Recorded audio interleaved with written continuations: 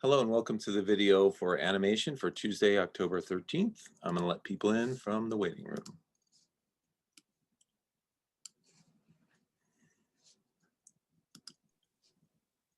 Hello.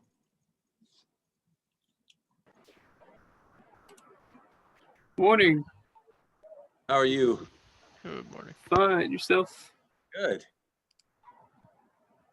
I'm enjoying the increasingly cooling weather every day.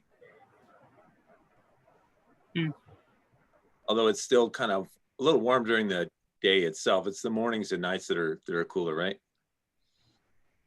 Yeah. Yeah. How's everybody else doing? Let's see, Zion. Good morning, Zion. The nights still kill me, so they're still too hot, huh, JD? Good morning, Daniel. Penguins. Penguins, exactly. Are you seeing? Yeah, the nights here still suck for me. Oh, really? Are you? I think I'd be used to it after about 4 years. Yeah, exactly. I'm used to like up north where the nights were like 40 to 60 degrees all the time. Oh, nice, really? nice open window weather. Exactly. Yeah. Yeah, I'm looking forward to that, man. I can't tell you. I know, it's like you get it in December and then that's it down here. Everyone else will be screaming, "Oh, I'm cold." I'm like, not me. Exactly. All right. Well, let me put you guys in the attendance here, and then we can get started. All right. Let's see. Posts. Go here. Do this. Okay. So, yeah. So, Zion, how are you doing regarding your presentation? Have you got anything together yet? Or are you still working on that?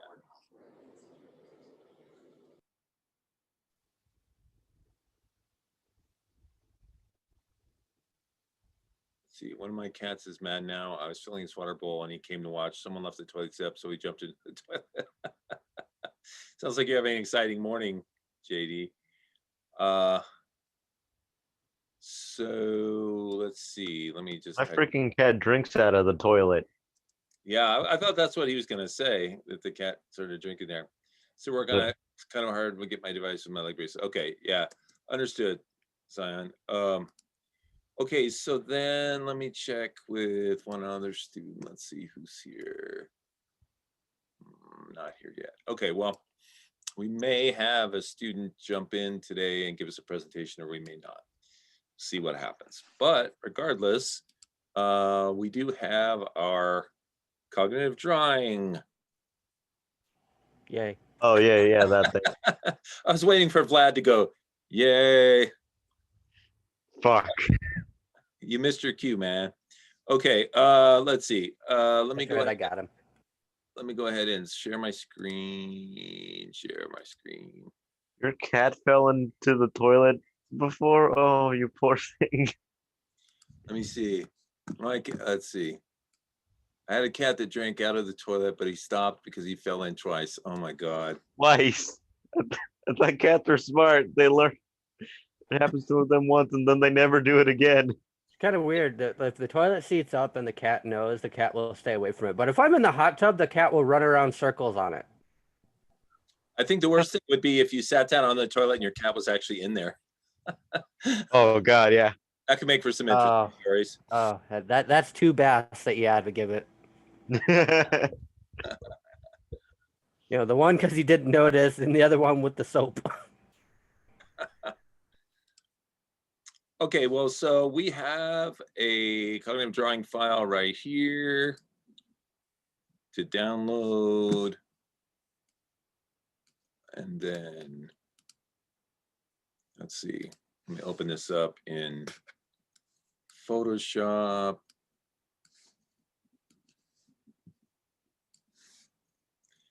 Okay, let's see. Looks like it's just one page today. Yay.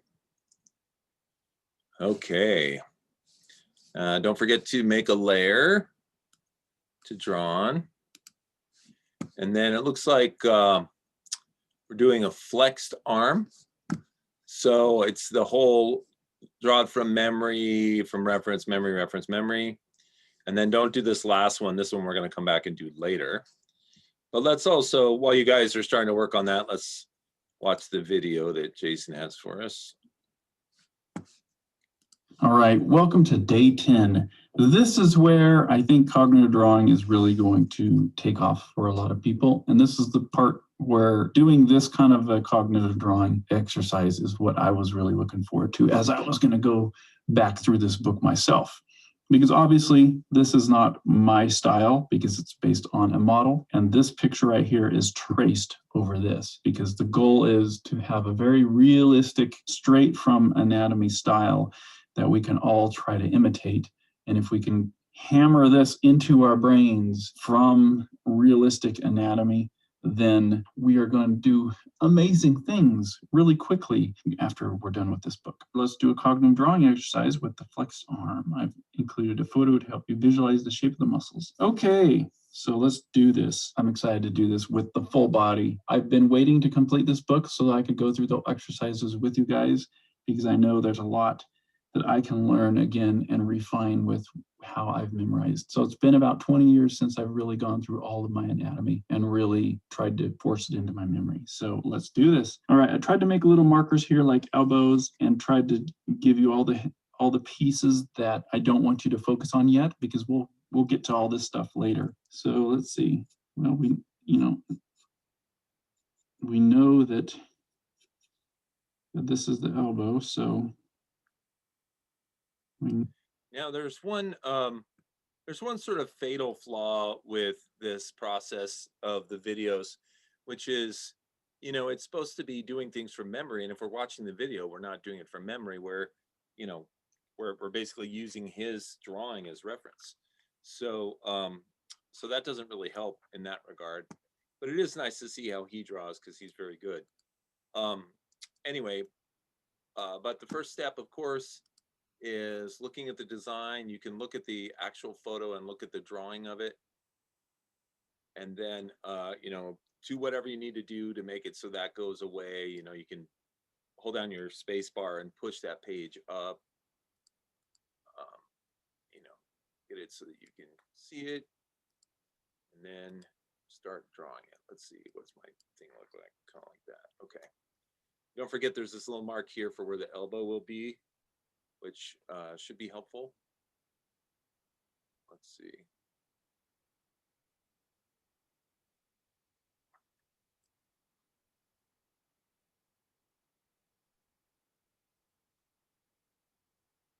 Wow. I don't know about you guys, but like I look at that thing and then the second my eyes go away from it, the reference drawing, I just forget it completely. Does that happen to any of you guys?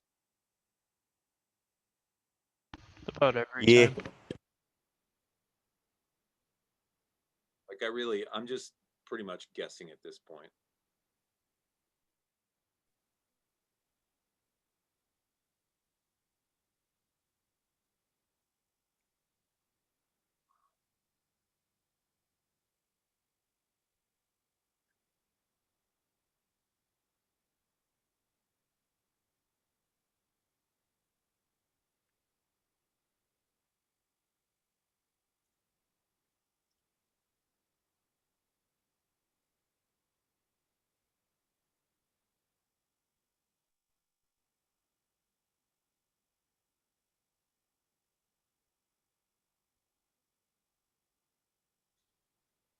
Okay, I think that's about as good as I'm going to do with the first one because I have no freaking idea what I'm doing. Okay, so now the fun part, actually looking at it.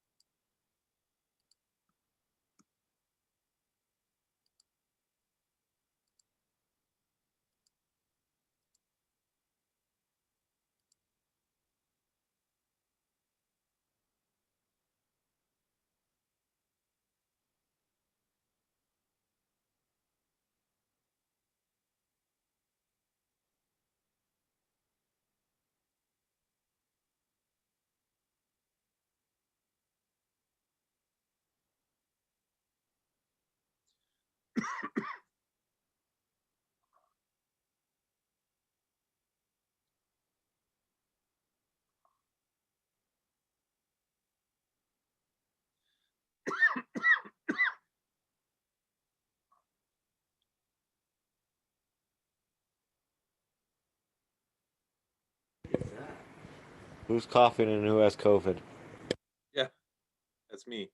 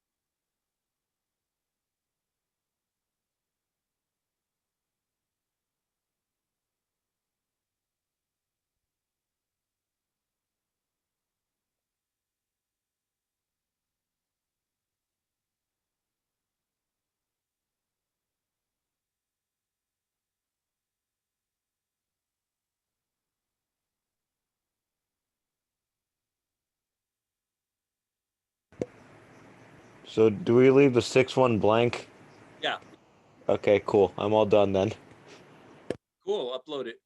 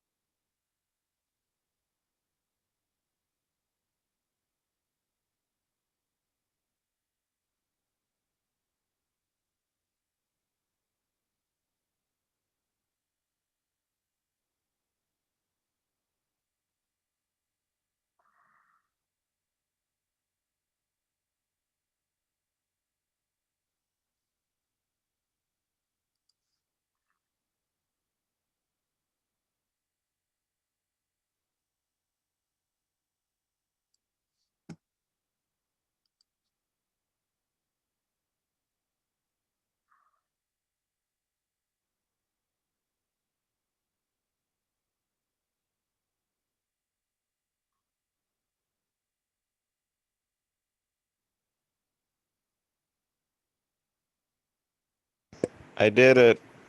It's in chat. Okay, cool, thank you. We'll take a look at it after everybody's done. KK.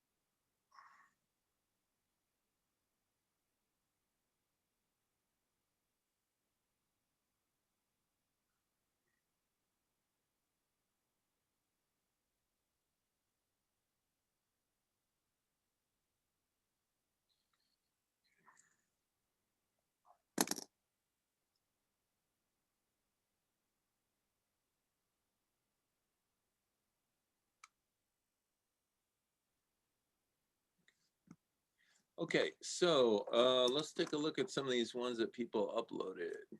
Hell yeah. All right, so start with arms from Vlad.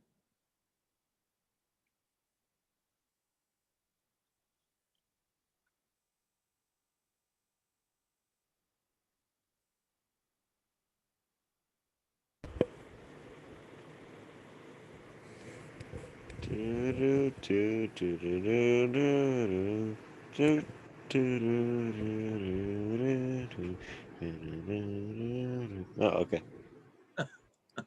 Thank you for the Jeopardy music. Okay. All right, cool. Arms are hard. Yeah, they are hard. I think these two here, you're starting to get some of those curves, like this one right here and this top one. But yeah, it's a difficult. This drawing is really beautiful, but it's also quite difficult to get. But that looks good. Gracias. And then let's see, we have Daniel.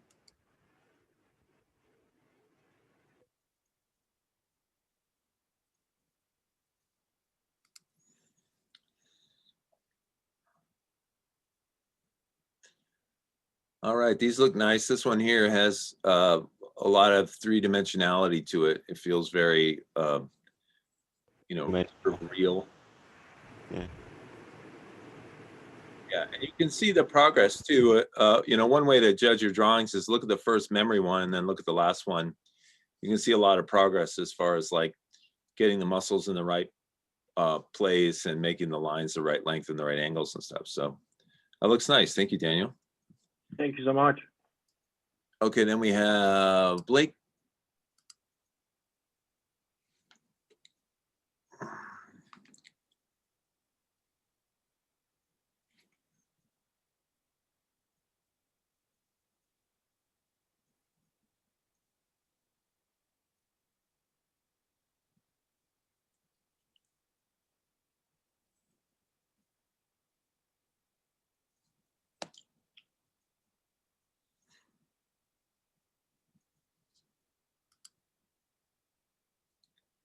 Okay, I like the red color. Oh, this one down here looks really good. This last memory one. This top part of the arm is really nice. And then maybe just a little more of a curve here, but that looks really good. Like it. All right. We got JD's in here.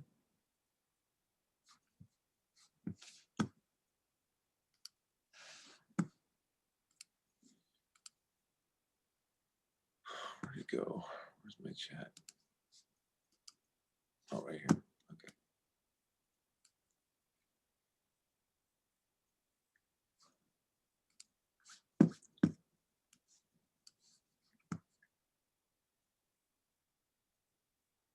All right, here is JD's.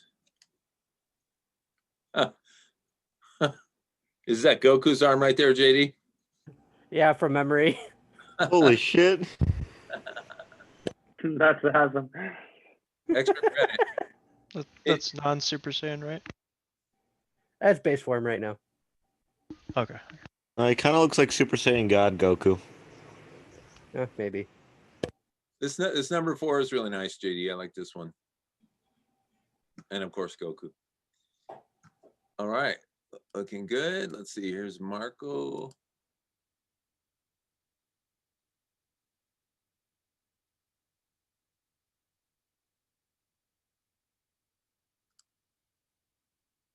I like your little guy in the corner here. All right. Yeah, these look good. Once again, this number 4 looks really nice. Lots of three-dimensionality and roundness there. Looks like there's a lot of different planes. That looks really good. All right, then we have Diane.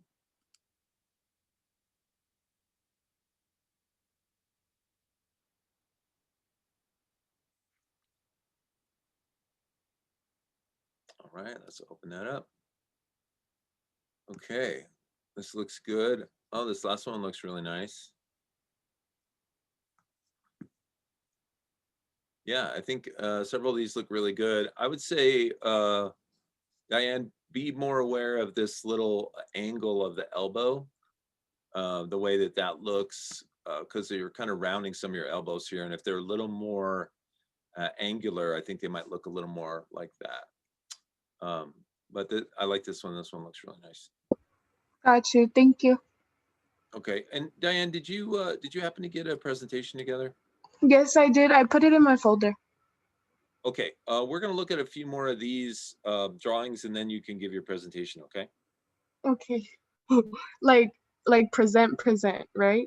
Yeah, like present. Oh man. Okay. You know, your dream, what you've been working towards your entire life, to speak in front of a group of people. Yes. No. No, I know that's what we all want to do. Okay, so let me go to the drive and look for Garrett.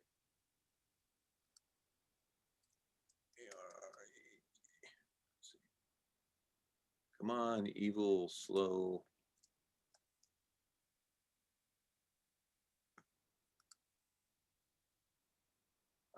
Let's see. So it's called, what did he say it was called? Flexing arm. Okay. Wow. There's some nice looking drawings in here.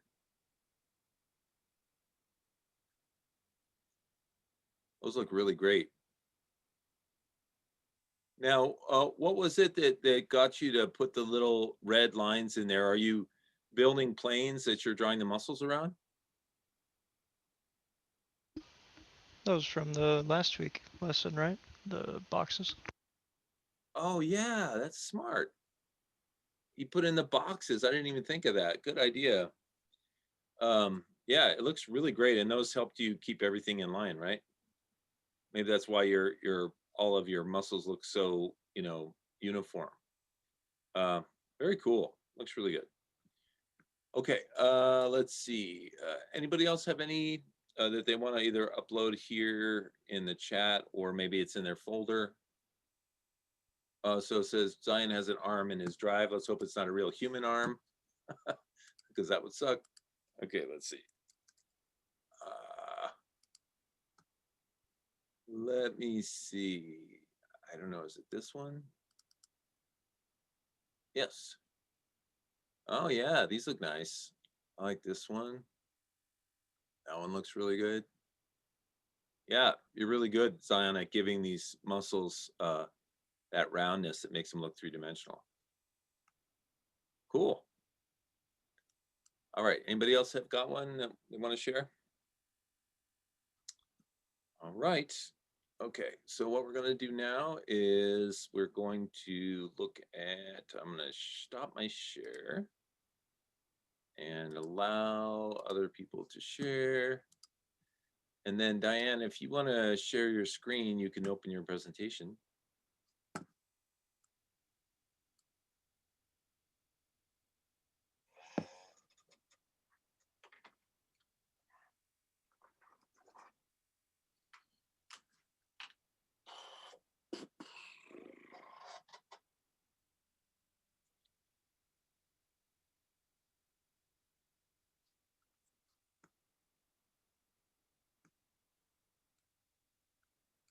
Diane, do you know how to share your screen?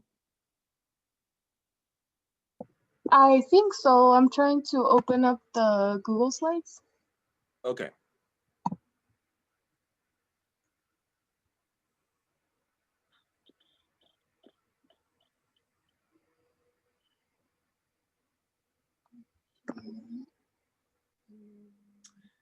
Hey, so while we're waiting, you guys, you might want to start up the Adobe Animate program, because we're going to work in that a little bit after the presentation.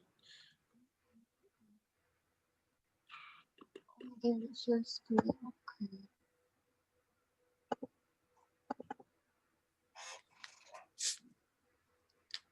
Is it working? I can see it.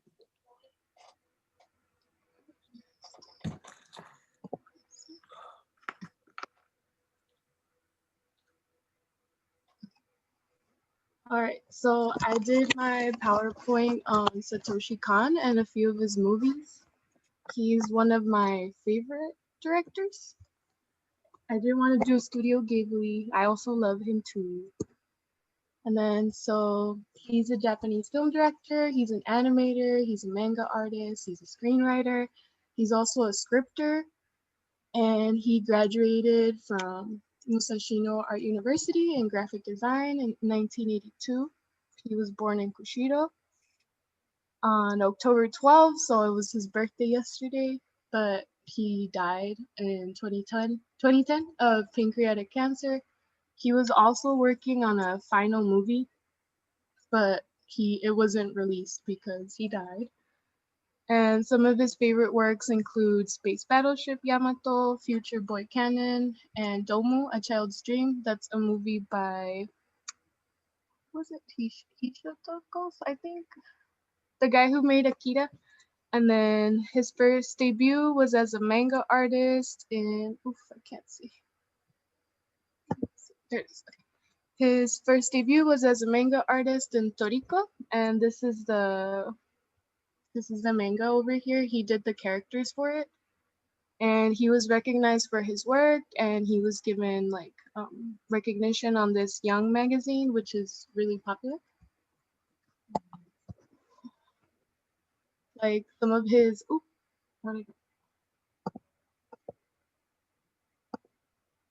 like some of his early works include, after the debut on Young magazine, he became the assistant to Katsuriho Otomo, and he's the creator of Akira, and he's really well known. And then he also wrote a script for him, which is for this movie over here. It's like a 3-part film, and it's called Memories. But the one he did was Magnetic Rose, and he created the script, and he was a layout artist for that as well. And then, so this is one of my favorite movies, Perfect Blue. He wrote this based on a book by Yoshikazu, and it's called Perfect Blue: Complete Metamorphosis. It came out in 1981. So Khan directed the movie, and he did changes because he thought like he obviously loved the story, but he thought that it would be more interesting if he made changes to it, so he was allowed to do that. And then the genre is a psychological thriller. I don't know if you guys have seen it, but it's about a Japanese pop idol, and she's beginning her acting career. She retires from being a pop idol, and she starts to become stalked by this crazy guy, and like murders start happening around her, and she just begins to lose grip with reality and like who she is. And it has so many similarities to the Black Swan, so I'm pretty sure they took like everything from Perfect Blue. But I also love the Black Swan as well. And then Sorry to interrupt you. For some reason on my end, it doesn't look like the slides are progressing. Or is it just me? Or Yeah, we're stuck on the first slide. Really? yeah, I'm sorry to bother. What should I? Yeah, so we're still seeing the first slide. So Oh my god. What should I do? well, why don't you go back and click on the second slide? Click on second slide. I am on the second slide. Oh, okay. Is it on your other screen, perhaps? It says you are you're screen sharing. I tell you what, I've got a plan. How about I open it up and then you narrate and I'll click through the slides. Yeah, that's fine. That's better. Okay, so why don't you stop your sharing? Maybe it's like my Wi-Fi or something. Yeah, it could be. I'm not quite sure. She's Okay. a little slow. Let me go into the drive here. Let me try and find your. Okay, here's your folder. And then here's the presentation. Okay, I'm going to share my screen. So maybe you can I'll start with the second slide and maybe you can just kind of give us a brief summary of it again. Okay. Okay. Go ahead. All right, so Satoshi is a Japanese film director. He's an animator, he's a manga artist, a screenwriter, and he's also a scriptwriter. And he graduated from Musashino Art University in graphic design. He was born in Kushido, and yesterday was his birthday, but he passed away in 2010 because of pancreatic cancer. And he died at a really young age. I think he was like 60 something. I think, I'm not really sure. I might be wrong. Some of his favorite works include Space Battleship Yamato, Future Boy Canyon, and Domu, A Child's Dream, which was created by Otomo, the creator of Akira. And one of his, like, when he was first recognized was his debut as a manga artist in Toriko, and he did the characters. And he was recognized for his work in the Young magazine, and that is a very popular magazine. All right. And then, so this is some of his early work. After his recognition, he became Katsuhiro Otomo's assistant, which is the creator of Akira. He's very well known. And then he wrote the script for Otomo's live action film, which is a world apartment horror. I have not seen it yet. And he was also the art director and layout artist, scriptwriter for Magnetic Rose. And these films are by Otomos, and they're a compilation. There's 3 films, and it's called Memories. All right, and this is one of my favorite movies, Perfect Blue. It was based on Yoshikazu's book that came out in 1991. It's called Perfect Blue: Complete Metamorphosis. And so Khan directed the movie, but he did make a lot of changes. He loved the movie, but he felt as like the changes would be more interesting, and they were. And it's considered a psychological thriller. I would say suspense too. So very intense movie. And so Mima is she's the main character, and she's a Japanese idol. She's a Japanese pop idol, but she retires and starts her career in acting. And she begins to be stalked by this crazy guy, and he starts murdering people around her, and she starts to lose reality and like a grip on herself, and she doesn't know what's going on anymore. She starts seeing like another Mita, and so this inspired the American film The Black Swan. And then this one, Millennium Actress. I really haven't seen this movie. I really want to. This was co-written and directed by Khan. So Perfect Blue was one of the first ones he made. This was the second one, I think. I did miss one. I didn't put the Tokyo Godfathers one. I think that might have been after Perfect Blue. But this one, they had inspiration from the lives of Setsuko Hara and Hideko Takemin, which are actresses. And it's considered a drama movie. And 2 filmmakers that went on to make a documentary take interest in a legendary retired actress as she tells them her story. The lives between reality and cinema vanish. So Satoshi, like most of his films, they do question reality, or like you don't, like you're watching it and then yeah, you do question reality. They blur the lines between that because it's easier to do in animation, I believe. So yeah. And then Paprika, this is another one of my favorite movies. This movie is crazy.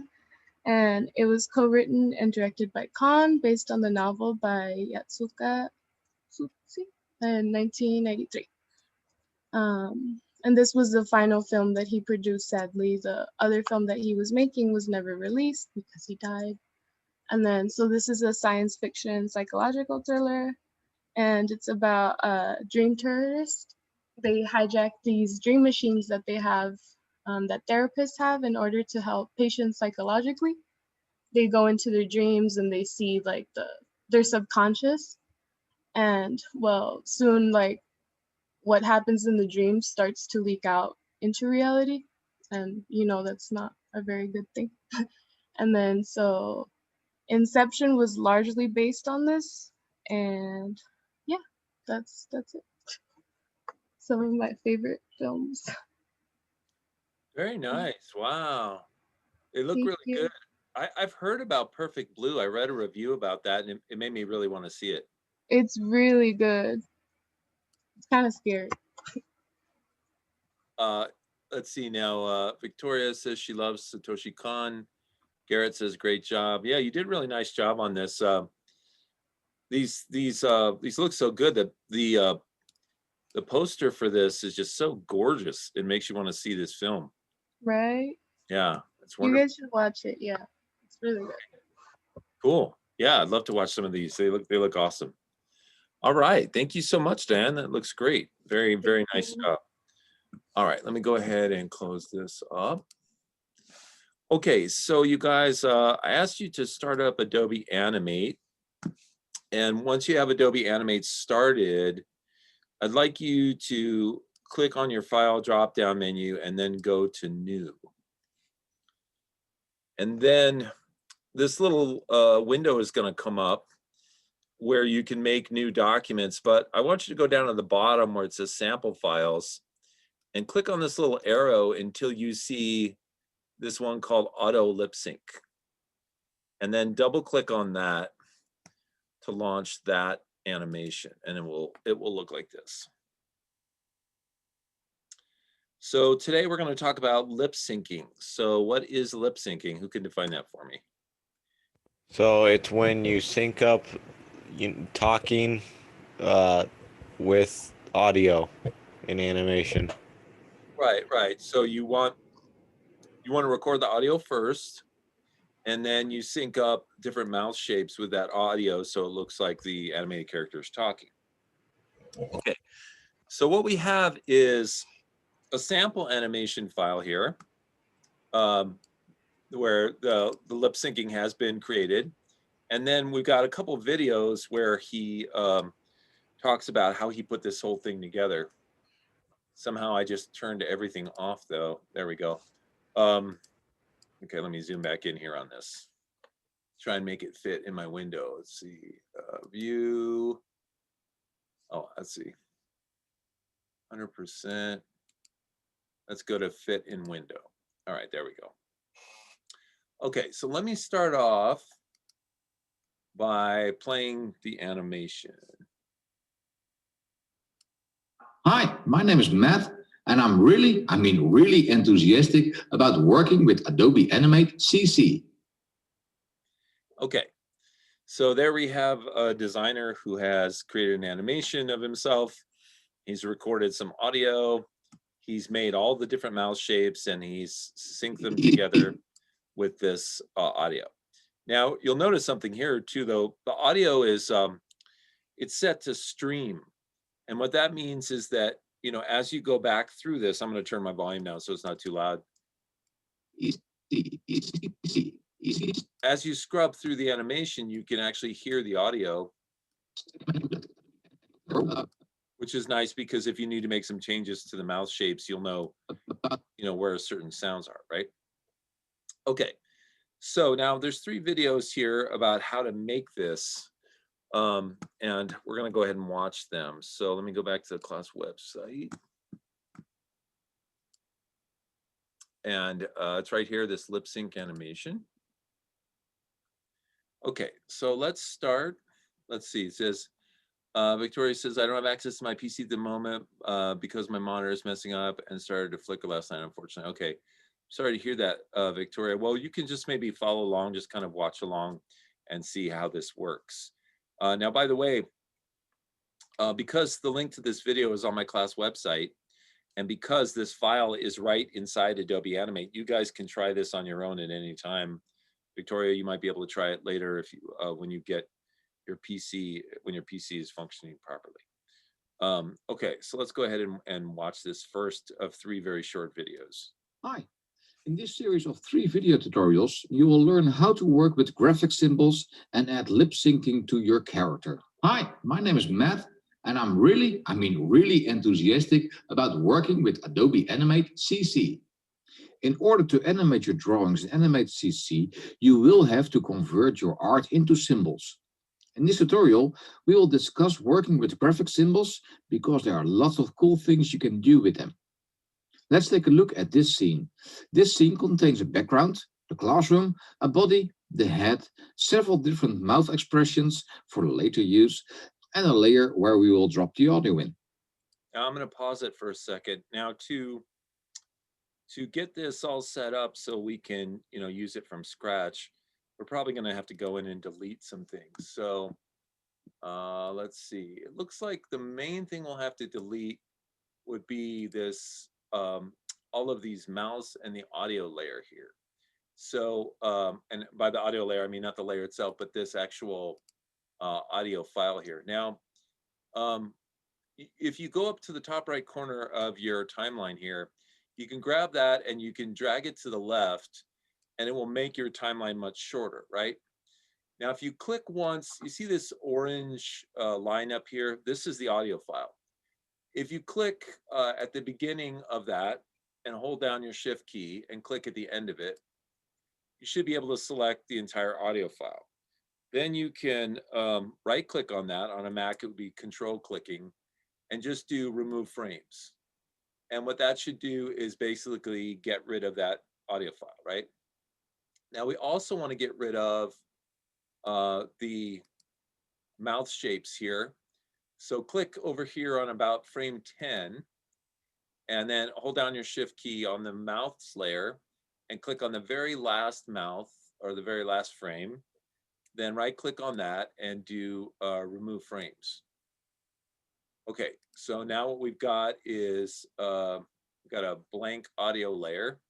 Now, if we want to insert some blank frames here so that this audio layer goes all the way down and so the mouth layer goes all the way down, all we have to do is click on the very last layer in the top row here. And by the last layer, I mean the last layer that lines up with these other ones, which would be 235. And we can either hit F5 on our keyboard to insert a frame, or we can even click on this little drop-down menu here and insert a frame. Let's try it on the mouse layer. So on the mouse layer, click on 235, click on this drop-down menu here, and what it will do is it will insert, actually I didn't want to do that. I wanted it to give me a choice. It says it's going to insert a keyframe. If you click and hold on it, it will give you a choice, and then you can come down here and just choose frame. And that's what I wanted. I just wanted it to take this keyframe and extend it all the way out there. So F5 will insert a regular frame and F6 a keyframe. So now that our presentation looks like this, we're ready to go back to the video.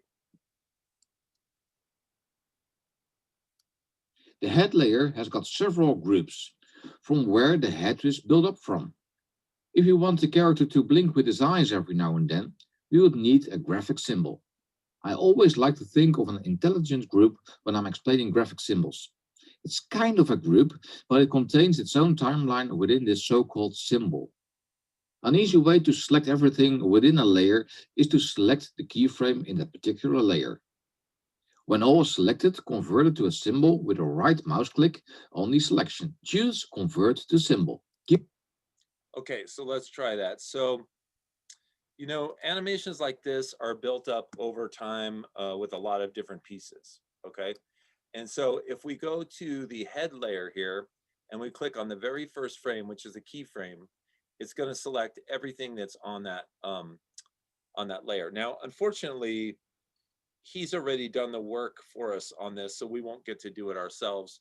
But what would happen is, let's see, if we click on that very first keyframe in the head layer, the way that we would normally turn this into a symbol is we would right click on it and we would say convert to symbol, right? Now he's already converted it to a symbol, so we don't have to worry about that. But let's see what the next step is that he's going to do. Give it a name which makes sense in the pop-up panel and select graphic from the drop-down list. Now, actually, there is a way that we can do this. We're kind of have to break his animation apart in order to use it again. Let me see if we can try this. So while the symbol's selected, go up here to modify and click break apart. Yeah, that actually worked. So what it did was it broke that apart into all the individual symbols. So you can see that like there's a head, there's eyebrows, and there's the glasses and stuff. Okay, so now that it's different. Once again, we can click on the very first keyframe. It's going to select everything on the head layer. Now right click on the head layer or on the head itself, right? And come down and click convert to symbol. I forgot what he called it. I guess just head. Okay. And we want to make it a graphic symbol. Okay, so we're just going to type the word head in here, and we're going to click on the drop down menu and we're going to change it to a graphic symbol, and we're going to hit OK. And what that's going to do, it's going to take all those individual pieces, the eyes, the eyebrows, the head, and make them into one big symbol. Hit OK. Double click on the head to open the just made symbol. Please. Okay, now once you create a symbol in Adobe Animate, you can go into what's called symbol isolation mode, where you're working just on that symbol and not on the main movie. And you do that by double clicking on the symbol itself. So double click on the head. What you'll see is everything else gets sort of grayed out in the background. And now we've got our brand new timeline. And that timeline is just for this head symbol, right? So we can do anything we want to this symbol in this timeline. Note the structure in the top of the interface. This area shows you that you find yourself in a particular symbol. It's easy to go back to the higher level with a single click on scene 1. So what he's saying is, you know, you're in isolation mode right now, and you can tell you're in isolation mode because it says, you know, scene 1, which is the main scene, but then it says head, which means we're in the head right now. If you click this arrow, it will go back to scene 1, right? And that's where everything is lit up. Once again, you have to go back into the symbol isolation mode, double click on the head symbol, and you'll be back in symbol isolation mode. Or double click outside of the drawing of the head. Open the symbols again with a double click and notice that the symbol has got its own timeline. Select all the objects on the stage. Right click and choose distribute to layers. Now, this is a really cool feature that Adobe Animate has. Right now, everything should be selected on the stage. I guess we'll find out in just a second. Well, you can do that by making sure that the very first frame, the very first keyframe is selected. It should select everything on the stage, right? Now, right-click on the head symbol here and click Distribute to Layers. Now, what's nice about this is it takes all of the different pieces and puts them each on their own individual layers.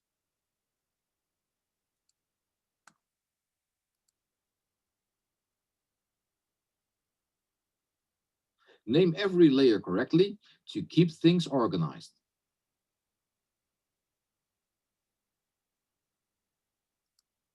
Okay, so he's got a lot of layers here. We're gonna have to name these bad boys. Okay, so it looks like the bottom one is head. Then it looks like right eyebrow and left eyebrow. Okay, so let's start with those. So this bottom one here should be head. I think then it's left eyebrow and right. No, it should be, it's probably right and then left. Let me see. Yeah, right and then left. Okay. So you could type right, and you got to do an underscore if you're going to have words. Eyebrow. And then the next one would be left eyebrow. And then the next one is right eye. And you could put an underscore between those if you want to be able to see the words. Next one is left underscore eye. Let's see what happens after that.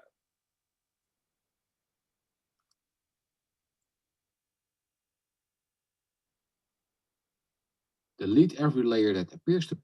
Okay, it looks like the last one is glasses, or the second to the last one is glasses. And I don't think that, yeah, there's nothing on the very first layer there. And you know, if you ever want to check and see if you name things correctly, all you have to do is click on this eyeball layer here, and it'll turn things off, and you can make sure that you got the right things on the right layers. Let's see. So here's the head. That's right. Right eyebrow. Now I guess that's his right.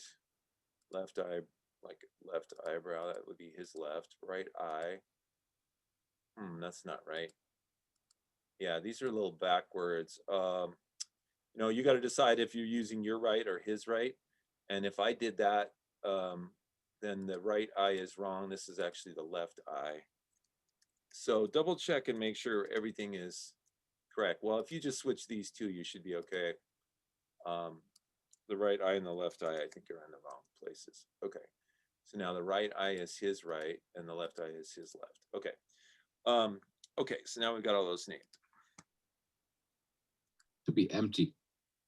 Now go ahead and delete the very first layer, which has nothing on it. So click on that first layer, click on the trash can, and then that goes away.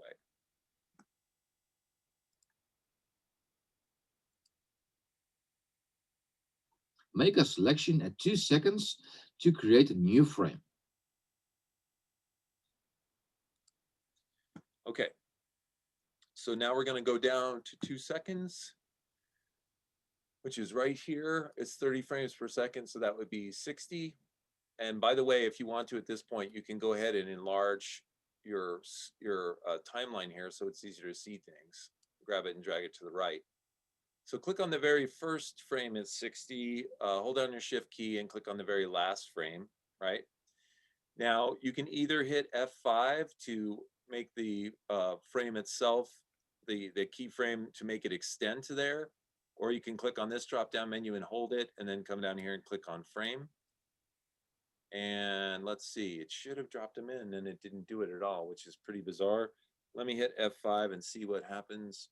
Okay, F5 works, so I don't know what that other thing was happening. Okay. In both of the eye layers, you will create a keyframe at frame 55. Okay, so now what we're going to do is create a keyframe. So you're going to find frame 55 here. And it says in both of the eye layers, so the right eye and the left eye, so not the glasses layer, but the right eye and the left eye, click on the right eye layer at 55, hold down your shift key and click on the left eye layer at 55. So those are both selected.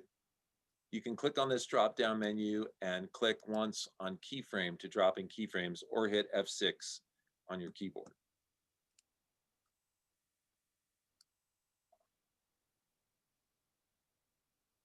Delete its content. Okay, so now what we want to do is delete the content at that layer or at that point. So just hit your delete key. And what it's going to do is it's going to remove the eyes at 55 and beyond. Both layers you can draw a line to give the head a closed eyelid.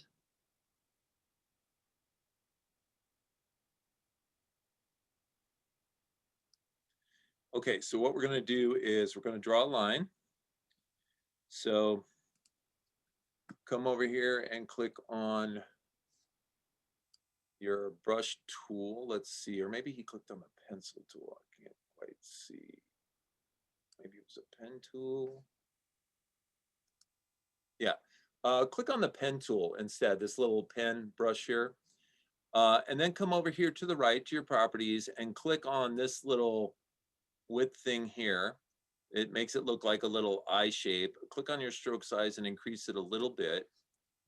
And then come over here and let's click once, click again, and try and get them straight. So click once over here on the left, in this left pair of glasses here. Hold down your shift key, and then click a little bit to the right of that, and it'll make a straight line, right?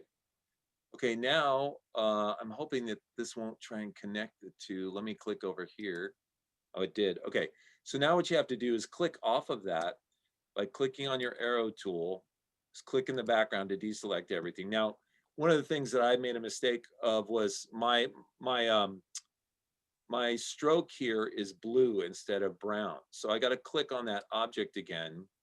And then if I just click this this little arrow with the rounded arrow here, it should switch the foreground and the background color. So now I have sort of a dark color there, and that's what I want. Okay, now we're going to do the same thing again on the other eye. click on your pen tool, click over here, try and line it up with that thing there. Click once, hold down your shift key, come over to the right and click again. It should make a straight line that's kind of shaped a little bit like sort of an oval or olive shape or whatever there. And that's going to be his closed eyes, right? Now you can do this anyway. You could use a brush tool and you could brush something in there. You could use a straight line tool, whatever works for you guys. Probably be good to put his left eye in the, or his right eye in the right layer, right? Oh yeah, good point. Okay, I put him in the wrong layers. Okay, so let's see, I called this his right eye, and that is in the left eye right now. So I'm gonna click on that. Now here's a cool thing you can do: edit, cut, then go up here to the right eye, click on that first keyframe there, and then just do edit, paste in place. Okay, so now we've got the right eye and the left eye closed in the right locations. All right, thank you, Blake. All right, let's see what's next.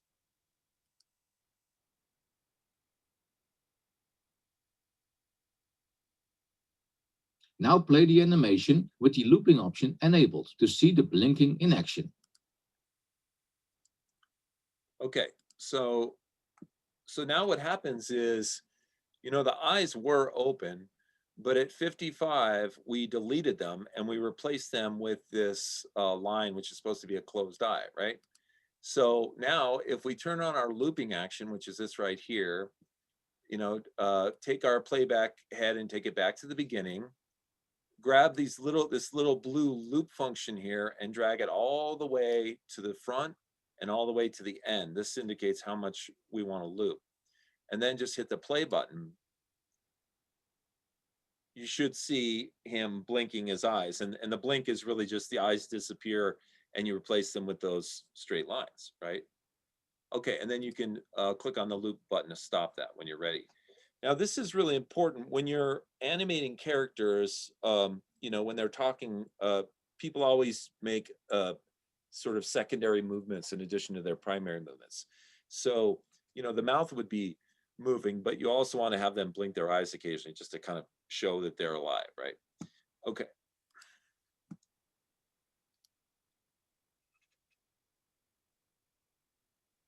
Go back to scene 1 with a double click somewhere on the stage, and so you are back in the original timeline. Okay, I noticed that what he did was he took his little looping thing, which is this thing here, and he just simply made it be very small around this area so that you could see it just kind of blinking like that. Okay, but anyway, 2 ways to get back to the main timeline. You can either click this arrow here, or you can double click anywhere in the background scene. The beauty of a graphic symbol is that by default, the blinking of the eyes will loop. There are also other options available in the properties of a graphic symbol. We will see a bit more of that in the next video. Now, one of the things that he's saying is that you created this graphic symbol and you essentially created a loop in there of the eyes blinking. But when you go back to the main animation right here, it's going to, make sure you take off, let's see, make sure you turn off your loop button here. But because, that graphic symbol is sort of by default programmed to loop, that means if your animation is long enough, his eyes will keep blinking at regular intervals. So if you hit your play button, around 55, you should see him blink, and then again at 110, and then 165, I guess, so on and so forth. Okay, so it's that easy to create a character with blinking eyes. It's pretty cool. All right. How are we doing? Is everybody keeping up? Is this okay? Yeah, man. Okay. All right, let's go ahead and watch the next one. It's called Frame Picker. This is video 2 in a series of 3 where we are discussing graphic symbols and lip syncing. In video 1, you've been working on these eyes and already learned a lot about graphic symbols. The character's eyes should be blinking like this in the original scene 1 timeline. But there's a lot more that you can do with graphic symbols. You will learn how to show frames from the other timeline onto the main timeline in this tutorial. Let's make him smile at frame number 10. In the second layer, the mouth layer, you will see there's a collection of mouths on the right-hand side of the stage. Now I'm going to stop it for a second because I think we still have a mouth from the original one that we got to get rid of. So let's see. If I go to mouths, I see this little mouth symbol here. Go to your mouse layer there. Click on this symbol on the stage, which is the mouth, and hit your delete button. And that will get rid of that for us. Okay, because we're going to build that. Let's see. Now, hopefully, we still have the mouth symbols in there and we didn't delete them. Let me see. So I'm going to go to the mouse layer. And then I'm going to zoom out. Oh, shoot. They're gone. All right, let me do Command Z a couple times. Yeah, no, that's just that mouse symbol. All right, unfortunately, he seems to have deleted the mouse symbols off of this layer. But you know what? I'll bet you they're in the library here. Okay. Go back, delete that smile again. We don't want that on there. Go to the mouth layer. Open up your library, and then somewhere in here, there's going to be,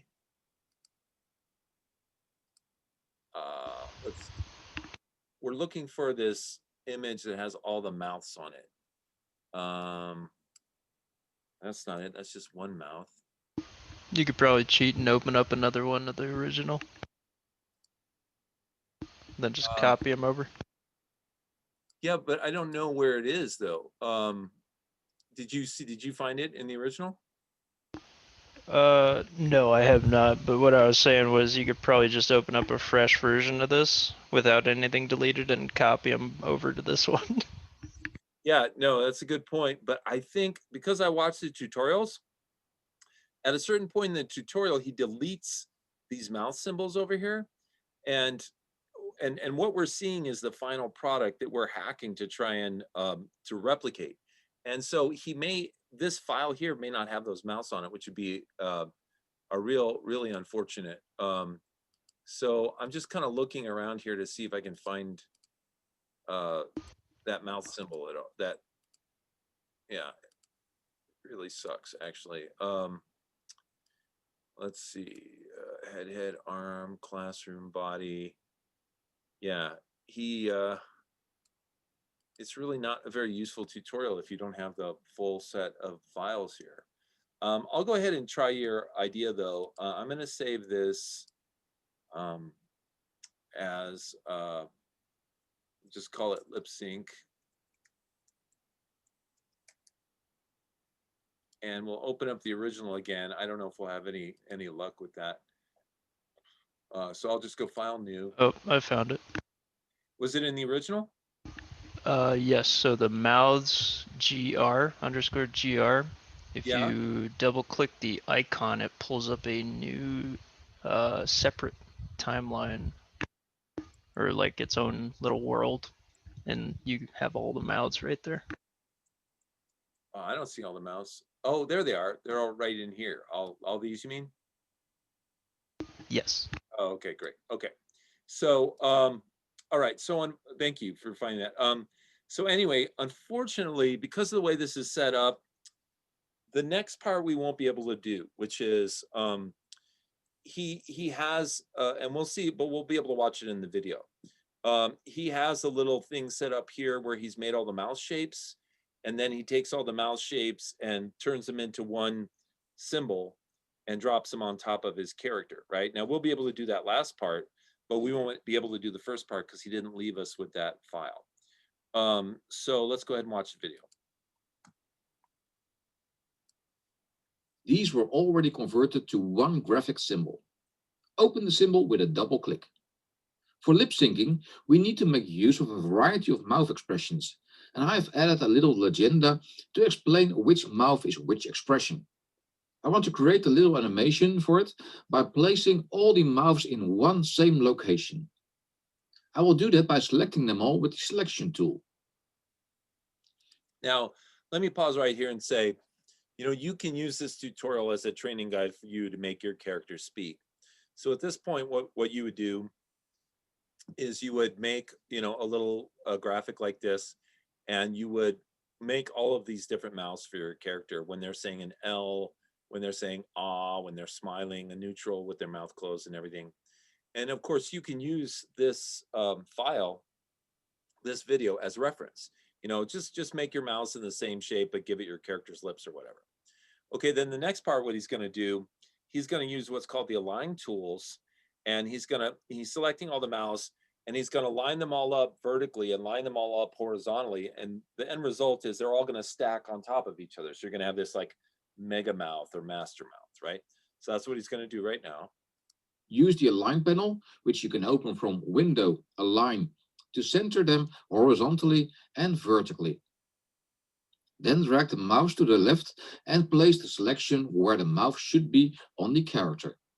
Now, this is the part that we're going to be able to do. We didn't get to do that other part, but you should be able to make sure you're on the mouth layer, make sure you're on that first frame there. Open up your library, which is these little books right here. Find the mouths GR, grab that and drag that down and put it on top of your character here, right where his mouth should be. Okay, now unfortunately he doesn't have the smile there at first. Let me double click on this and see what it looks like. If we double click here, yeah, it looks like, wow, it's really, really small. Looks like he's got sort of this open mouth. Yeah, see how he's got all the shapes kind of like that, right? Now let me see, if we go down to the smile, I'm gonna grab this one and drag it down to the smile, which is second to the last, and then I'm gonna go back. Yeah, so it's just, unfortunately, our guy's not gonna be smiling. He's gonna have this little open mouth at the beginning, but that's okay. All right, let's see what happens next. Select Distribute by Keyframe to drop every mouth in a separate keyframe. You can do this with a right click. Please note. Now, we don't have to do that because, well, let's see, maybe we do have to do it because, yeah, we will have to do it because we deleted his mouths. So what we have to do is right click on the mouth that you dragged in there and click distribute to keyframes. Now let's see what it did. Wow, it completely screwed up. All right, okay, undo that, Command Z, undo that. Sorry about that. Okay, so I think what we're gonna do is we're just gonna watch the rest of this because, you know, I had assumed since this was an Adobe tutorial that they would have all the files here for us ready to go, but that's not the case, so I'm sorry to say. So unfortunately, we won't be able to do this next part, but we'll just go ahead and watch him do it. So what he did was he took that master mouth and dropped it on top of here and then right-clicked and said distribute to keyframes. And so it made separate keyframes for each one of the mouths. That it will drop every mouth in a new keyframe, which will end up with an empty first keyframe. Select the empty keyframe with a right click to delete that particular empty keyframe. If you play the animation, you will see that the character talks with quite some speed. Double-click outside the character to go to the main Scene 1 timeline.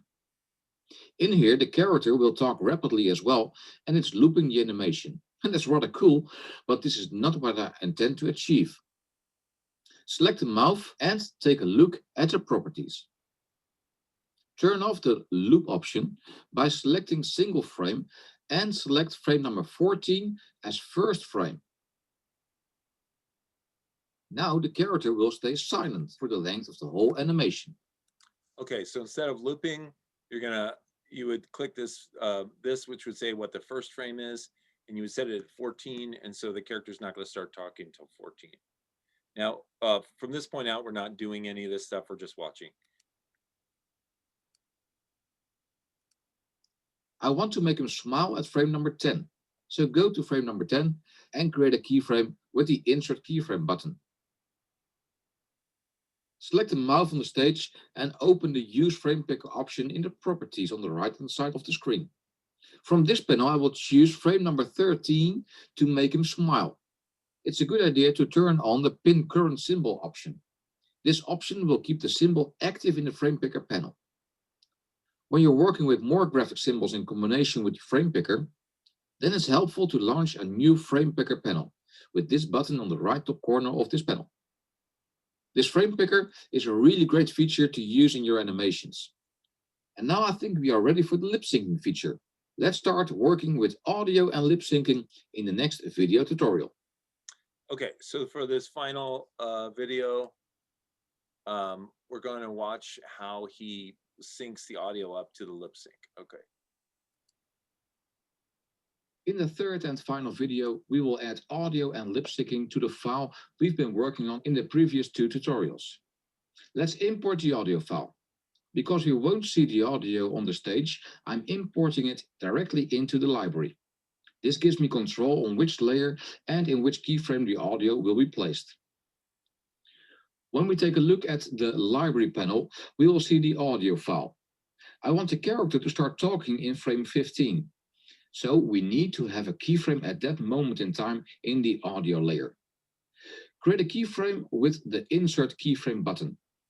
With this keyframe selected, we can drag the audio file from the library onto the stage. The waveform in the layer panel shows us that the audio file was placed correctly. It's always a good idea to have a separate layer for the audio to keep things clean. Now play the animation from frame 1 and listen to the audio. Hi, my name is Matt, and I'm really, this sounds amazing. It's starting to come together. But what happens when we stop the animation at frame 30 and hit play again? Then we hear the sound of silence. And that's not something we can work with at all. We want to have full control of the audio at all times in this animation. Select the audio in the audio layer again to get the properties. You will see the audio sync option. At this moment, the audio waits for an event to start playing. And this event can be a click action or the moment in time where we play the animation and it passes this particular keyframe. And that's the situation right now. But if you want to hear the audio every single time, no matter where we are in the timeline, then we need the option stream. Let's check if that works. Hi, my name is Matt. And I'm really, oh, and yes, it does. Only it's not long enough. Create frames for all layers until frame number 235. That's where the text comes to an end in this case. Now let us start the lip syncing process. Create a keyframe in frame 15 in the mouse layer.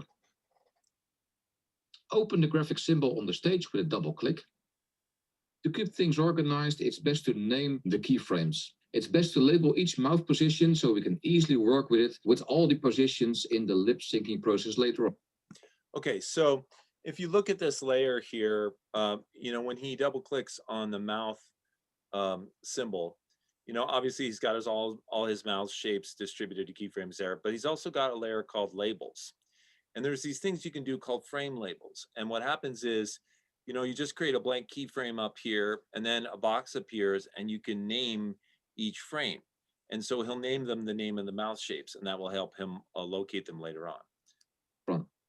It's also a good idea to use frame labels when you're using the frame picker. The first mouth position is surprised. Select the first keyframe in the layer named labels. Go to the properties for that particular keyframe. And in the label area, you are able to give it a name. Type surprised. In this case, I don't see the legenda anymore, and I think it's very useful, so I'm going to make a frame in frame number 14 to keep the legenda visible. In frame number 2, we will need to create a keyframe and label it with number 3 with woo, and I think you get the idea. Make sure you name them all correctly. When you're done, we don't need the legenda anymore. Please delete that layer. Go back to scene 1 in the main timeline. Yeah, see, that's what I mean. That's what he did. He deleted that layer so we don't have it anymore. That's why we can't do the tutorial. Set the playhead to frame 15 and select the mouth on the stage again. And that way you will get the object properties of the mouth symbol on the right-hand side of the screen. Click on the lip syncing button in the properties. Select the neutral mouth and then select the corresponding mouth from the pop-up panel. Do the same for A, D, E, L, M, O, R, S, and woo. Make sure that Adobe Animate uses the correct layer, the layer that contains the audio, in order to let it create keyframes for the different mouth positions. So what happens is Adobe Animate has a library of mouth sounds that it wants to fill with your graphics, right? So once you create your graphics, you coordinate those graphics with what Adobe thinks will be, you know, the certain mouth shapes for those specific sounds. And they match the sounds that he created. So that's what he just did. He went through Adobe's little thing here and, you know, clicked on one of their mouth shapes and then clicked on his to show that that was the corresponding mouth shape. When he was done with all that, he selected the audio layer, which is called audio, and then you hit done. And what happens is Adobe Animate goes in and analyzes the waveform and figures out what it thinks each sound should be at each one of the points in the wave. And then it goes in and it automatically drops in all of the mouth shapes that are appropriate for that. Hit done and let Adobe Animate CC calculate the mouth positions. Now play the animation and see what it does. Hi, my name is Matt, and I'm really enthusiastic about working with Adobe Animate CC. So this is how you can use graphic symbols, make use of the frame picker and lip syncing, and create a beautiful lip syncing animation. Enjoy working with Adobe Animate CC. Okay, all right. So thanks for going through that with me once again. Sorry we couldn't do the whole thing, but you guys kind of get the idea how it works? Make a certain amount of sense? Yeah. Okay. Yep. All right. What we'll do is I'll put together a little demo myself so that we can use those actual files and make it work. And that way we can try this again another time. Okay, but you guys can go ahead and close this. You don't need to save it or anything. Now, I wanted to check in with you guys and see if anybody's got any new work that they would like to share with us, either storyboards or animatics, or maybe some of you have actually started working on your animation. Does anybody have anything they want to share? I worked on the last 2 frames for the little clip show bit of my animation. Okay, and that's in your folder? Yeah. Okay. It's just like labeled Nerve 5 and 6. It's like the last 2, and then the animation would actually just start. So what is it called again? Nerve photo 5 and 6.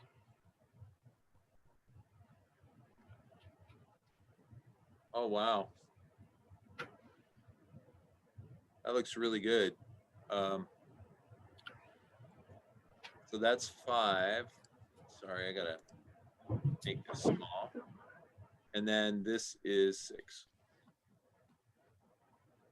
Wow. What do you guys think? Jesus Christ, that thing's terrifying. What? That's like if the predator and a snake had a baby.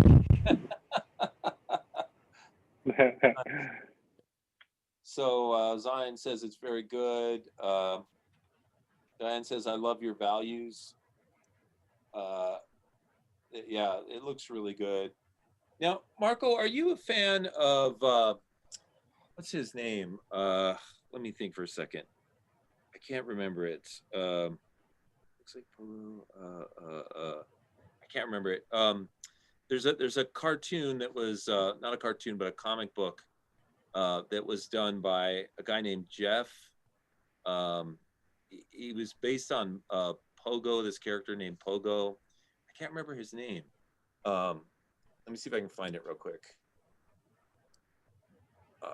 Let's see.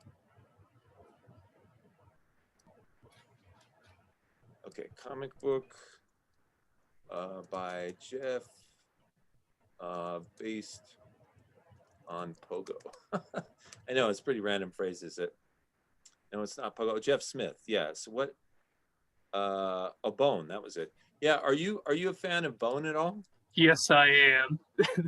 That shit Yeah. was my jam when I was a kid. Yeah. Bone is great, but the reason that I say that is because I could see that you have some colors in there that remind me of, like, this coloring kind of reminds me of Bone. You know what I mean? Mhm. So I could guesstimate that you had some influence there, but it looks really, really good. I like your character's commitment to all these pictures and selfies. You gotta document it, man. Yeah, really nice. And then Rachel says, great use of lighting. So yeah, lots of really creepy. It's funny going from such a pleasant scene like this to the absolute terror of that end there, you know.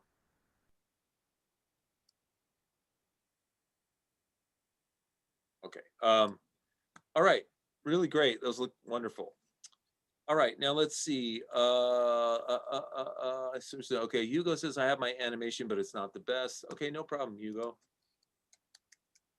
Let's see. So which one are we looking at, Hugo? Which file should we be looking at? I see there's something called animated Astro Story. Okay. Download. Keep the SWF open.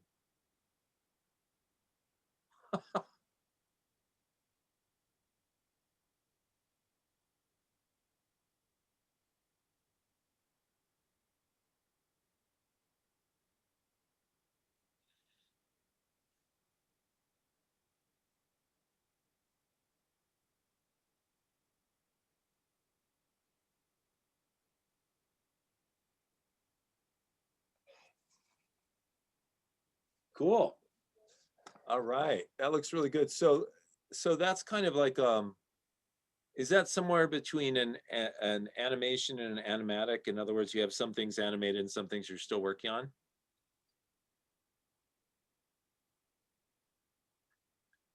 So Blake loves it. So Hugo, what I was saying was, so is that kind of like halfway between a full animation and an animatic? In other words, some things are animated and you're still going to go back and animate some things?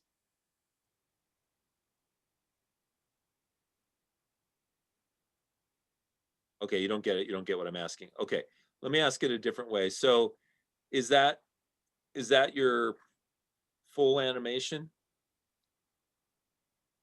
or are you still working on it?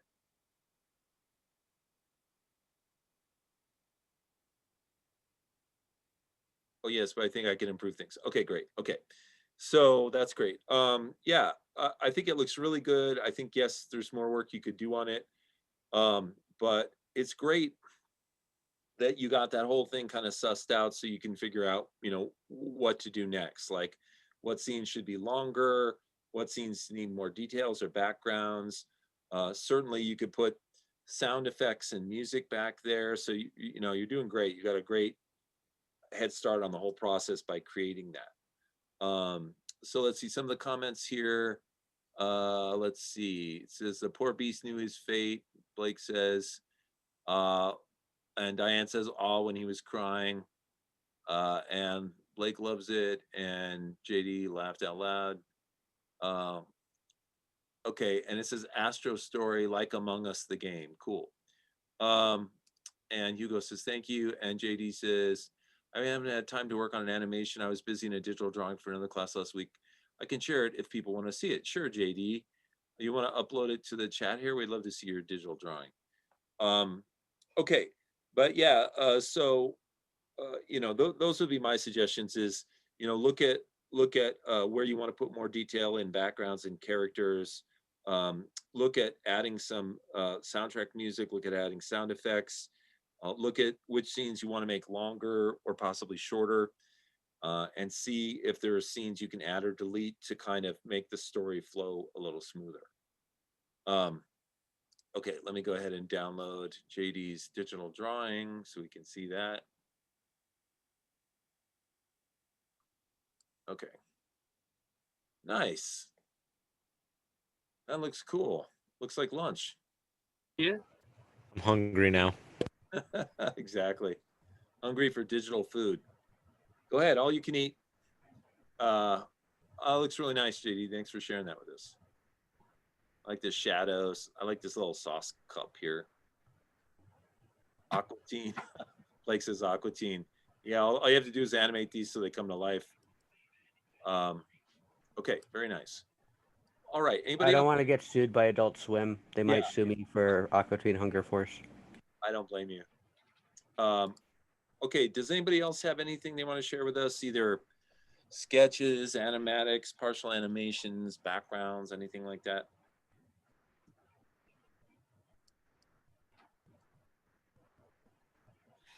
Okay, so why don't we do this? Why don't you guys take some time right now to work on your projects? Oh wait, I have a couple here. Garrett has a background in his folder. Let's look at that. Garrett.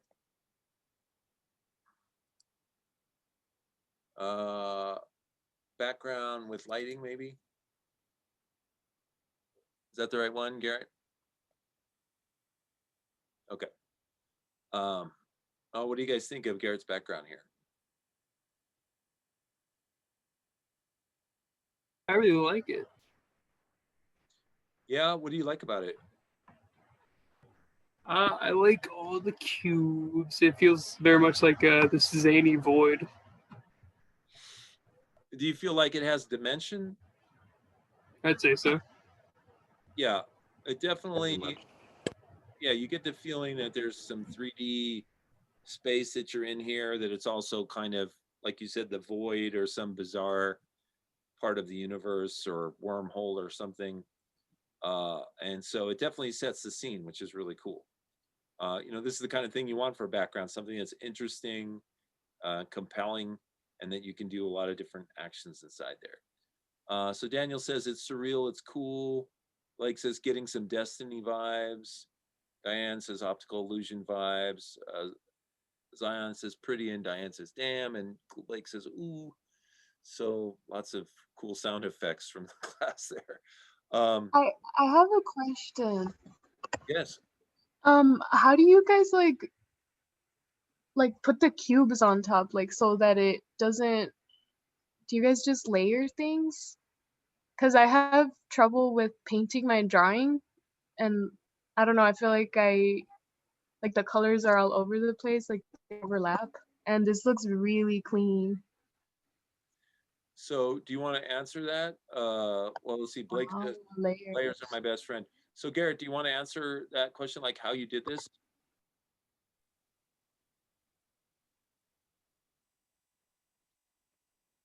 You know, did you use layers or?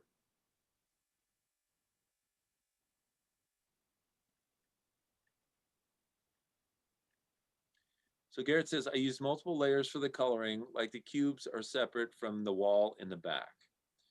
So yeah, it seems, Diane, that, you know, like if you want to put your black line art on one layer in a program like Photoshop, and then, you know, have another layer that could be like, you know, the far background, and then you could have another layer that could be like the dark, you know, the dark shadows, and another layer that could be the light sides and stuff like that. You know, you can use an infinite amount of layers and target each one to be a certain light source if you want. Does that help at all? Okay, cool. All right, let's see. Anybody else have anything they want to share? I had a question. Yeah. So to Adobe Animate, there's a feature that says edit multiple keyframes, and I use that, but all it ever seems good for is for erasing and moving. If I try to draw on multiple frames, it'll only actually draw on the one frame that I'm on. Yeah. How is it that I draw on multiple keyframes at once? I don't know. I will have to look into that. I have not been able to accomplish that feat myself, but I'll look into it and I'll get back to you on the next class, because that would be good to know if it's even possible. But I'll look into it. All right. Okay. Let's see, Blake says, I like to build most of my assets in Illustrator and bring them over. Sadly, some colors have issues. Okay. Yeah, Illustrator, like Photoshop, is another great program to use. Illustrator, because it's vector, has some advantages over Photoshop, especially when you're building things that are going to be animated, because the vector shapes can just come right into Adobe Animate, which is also vector program. But of course, Photoshop is more sophisticated when it comes to creating backgrounds. So, you know, if you're not going to animate the background, Photoshop's a great program to use. Okay, anybody else have anything? All right, so why don't you guys take the remainder of the class and work on your projects. You know, on the class website, you have that list of the different steps that we're proceeding through to get to the point where we want to start animating. See if you can get as many of those steps accomplished as possible this month, so you can start animating hopefully by the end of this month. Because, you know, after that, we only have about 6 weeks of class left. And you want to, you know, there's a vacation or two in the middle there. There's like Veterans Day and Thanksgiving. So you want to get as much work done as you can, you know, sort of in the late part of the semester, so that you can finish your animation. All right, so go ahead, spend some time, work on your projects. I'll turn off my video, but I'll still be here if you have questions, and then I'll check back in with you at the end of the class.